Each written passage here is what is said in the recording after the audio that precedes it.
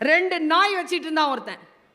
அவன் ரொம்ப பெரிய பணக்காரன், டெய்லி வாக்கிங் போவான். இந்த பணக்காரனை பார்த்துக்கிட்டே இருந்தான் ஒரு திருடன். ரொம்ப தான் ரவுசு காட்டுறேன், என்னது இது? நேராக சொன்னே, உன் வீட்டில் ஒரு நாள் நான் திருடுவேன்ப்பா. என் வீட்லையா? ஆமாம், முடிஞ்சா திருடிப்பாரு. போயிட்டான். 3 நாள் கழித்து காலையில் கதவு தட்டுறான், திறந்தா திருடன். பெட்டியை எடுத்து திறந்து முன்னால் போகிற, இதெல்லாம் உன் பொருளாக பாருன்னு. ஆமாம், இதெல்லாம் நேற்று நைட்டு உன் வீட்டிலேருந்து எடுத்துட்டேன். சும்மா என்ன என் தகுதியை காட்டுறதுக்காக. இந்தா உண்டு தான், எனக்கு வேணாம். இல்லை இல்லை, நீ சொல்லிட்டு தான் போனேன், நான் தான் ஜாக்கிரதையா இல்லை, இது நீ சம்பாதிச்சது என்கிட்ட சொல்லிட்டேன், இந்தா எடுத்துக்க, எனக்கு வேணாம். தேங்க்யூ சார் அப்படின்ட்டு போனான் பாருங்க. போனவனை நிறுத்தினா, இதுதான் எனக்கு உங்களுக்குமான செய்தி. போனவனை நிறுத்தின அந்த செல்வந்தன் திருடங்கிட்ட கேட்டான், எல்லாம் சரி, இந்த 2 பெரிய நாயை எப்படி சமாளிச்ச? 2 ஜெர்மன் ஷெப்பர்டு, கடிச்சா 1/4 கிலோ, எப்படி சமாளிச்ச? விசுவாசமான நாய், 7-8 வருஷமாக நடத்துகிற, சின்ன கப்லேருந்து வளர்க்குறான்.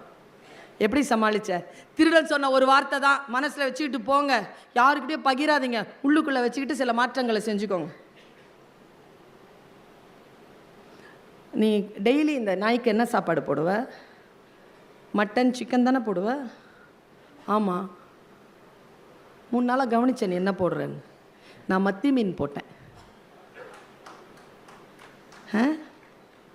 சரி, போயிட்டான். கதவை மூடி 2 நாயையும் கொண்டு வந்து நடு வீட்டில் நிற்க வச்சு இப்படி உக்காந்துக்கிட்டு இருக்கு 2 நாயும். செல்வந்தர் என்ன பண்ணார் தெரியுமா? சாஷ்டாங்கமாக அந்த 2 நாய் காலையும் விழுந்துட்டார்.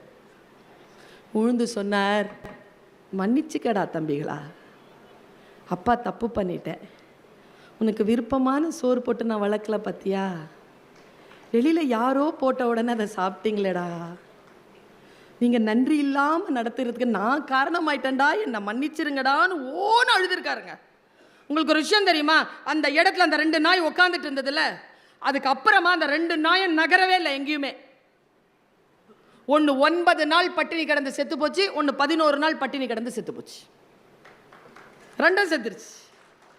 3ஆவது நாள்லேருந்து கெஞ்சுறார், அப்பா தப்பா சொல்லிட்டேன்டா, மன்னிச்சுக்கடா, பரவாயில்லடா, டேய் மன்னிச்சு. மனசில் பற்றுச்சின்னு வச்சுக்கோங்களேன், அவ்வளோதான்.